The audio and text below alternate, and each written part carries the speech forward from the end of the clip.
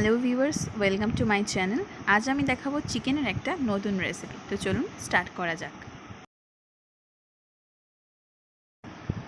এখানে আমি চিকেন নিয়ে নিয়েছি 750 গ্রাম। এর মধ্যে আমি ম্যারিনেট করব, তার জন্য দিয়ে দিলাম টক দই, ফেটিয়ে রাখা টক দই, সঙ্গে দিলাম পেঁয়াজ বেটে রাখা, বাটা পেঁয়াজ, আর তার সঙ্গে দিচ্ছি আদা রসুন বাটা, এবং তার সঙ্গে দিয়ে দিচ্ছি পরিমাণ মতো নুন আর হলুদ, এবং যাবে সামান্য সর্ষের তেল। এবার আমি এখানে সর্ষের তেল দিয়ে এটাকে ভালো করে মাখিয়ে 30 মিনিট রেখে দেব, এবং আপনার চাইলে ওভারনাইট ফ্রিজে রাখতে পারেন। সমস্ত উপকরণগুলো দিয়ে এবার আমি এটাকে ভালো করে মাখিয়ে নেব। এটাকে ভালো করে মাখিয়ে নেবেন যাতে মশলাগুলো ভালো করে চিকেনের মধ্যে ঢুকতে পারে, এবং চিকেনের পিস খুব বড় হলে আপনারা চাকু দিয়ে একটু গাটা চিড়ে নিতে পারেন চিকেনের।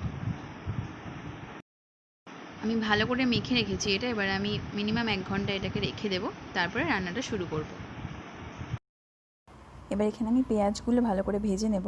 বেরেস্তার জন্য আপনারা একটু চিনি দিয়ে দেবেন, তাহলে পেঁয়াজটা ভালো ভাজা হয়।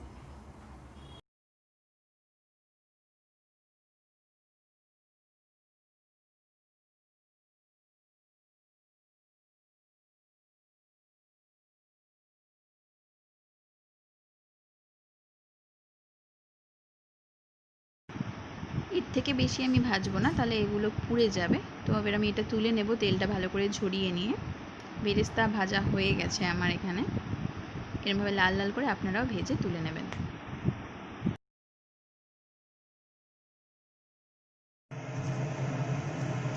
এবার ওই তেলেই বাকি রান্নাটা আমি সেরে নেব। এখানে আমি দিয়ে দিচ্ছি তেজপাতা, তার সঙ্গে দিয়ে দিচ্ছি শুকনো লঙ্কা 2টো, এবার দিয়ে দিচ্ছি গোটা গরম মশলা। এরপর দেব আদা রসুন বাটা, এবং বেরেস্তাটা আমি এখানে মিক্সিতে পেস্ট করে নেব।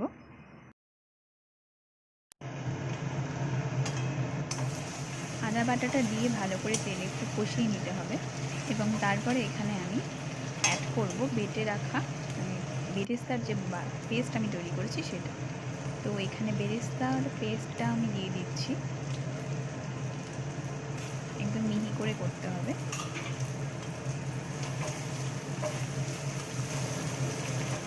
তারপর এটাকে আমি তেলে ভালো করে কষিয়ে নেব। এরপর দিয়ে দিচ্ছি হলুদ, পরিমাণ মতো নুন,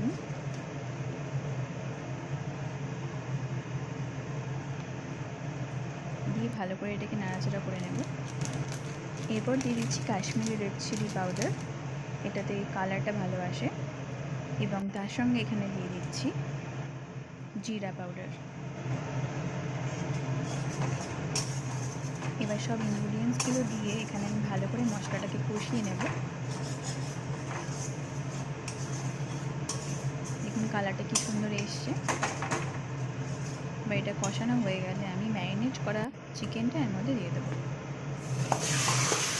ম্যারিনেট করা চিকেনটা দিয়ে একটু জল ছাড়বে, তাই আমি এখানে এখন জল অ্যাড করবো না একদমই। এবার আমি দিয়ে দিচ্ছি কিছু চেরা কাঁচা লঙ্কা। এবার এটাকে ভালো মতো কষিয়ে নেব।